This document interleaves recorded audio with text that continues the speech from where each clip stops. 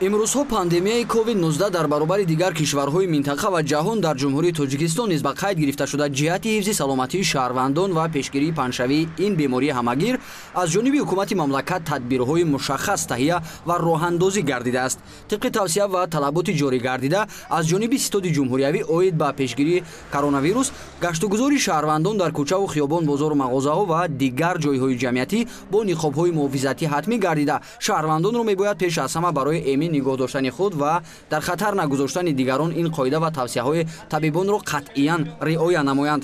Гурӯҳи эҷодии телевизионӣ ҷиҳати шиносоӣ бо ҷараёни иҷрои талаботи Ситоди ҷумҳуриявӣ ва тавсияи табибон аз тарафи сокинон аз кӯчаву хиёбон ва чанд бозори шаҳри Душанбе дидан ба амал овард.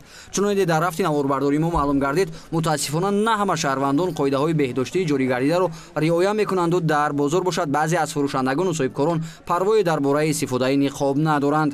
Ҳанӯз ҳам дар кӯчаву хиёбонҳои пойтахт нафароне ҳастанд ки бе ниқобҳои тиббии муҳофизатӣ ва бериоя кардани масофаи иҷтимоӣ гашту гузор мекунанд ки ин амали онҳо пеш аз ҳама боиси ба хатар гузоштани худ ва атрофиён мегарданд.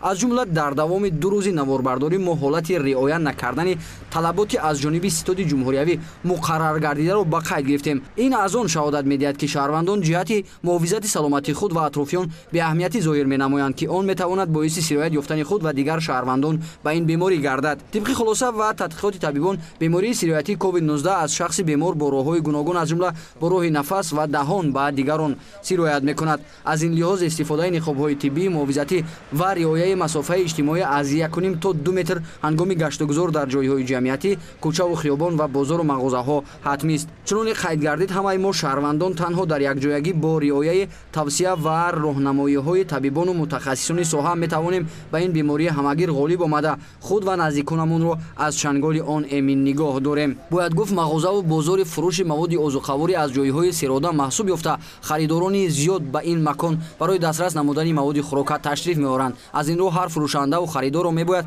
қоидаҳои беҳдоштиро риоя намуда истифодаи ниқоби муҳофизатиро фаромӯш насозанд ва вазъи санитариро риоя намоянд. мушоҳида гардид ки аксар шаҳрвандон баробари дидани наворбардории гурӯҳи эҷодӣ ниқобҳои худро аз ҷайбу ҷузудонҳо берун оварда ба рӯй мекашанду нафарони дигар аз надоштани ниқоб ва ё нагузоштани он бо мо баҳс ҳам мекарданду бо сабабҳои номаълум ҳар гуна баҳонаҳоро пеш меоварданд.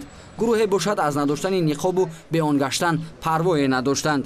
Вобаста ба ин аз кули шаҳрвандон Ситоди ҷумҳуриявӣ ҳам хоҳиш кардааст ки пеш аз ҳама барои нигоҳ доштани саломатии худ ва дар хатар нагузоштани атрофиён қоидаҳои беҳдоштӣ аз ҷумла истифодаи ниқоби тиббии муҳофизатӣ ва риояи масофаи иҷтимоиро ба таври ҳатмӣ риоя намоянд.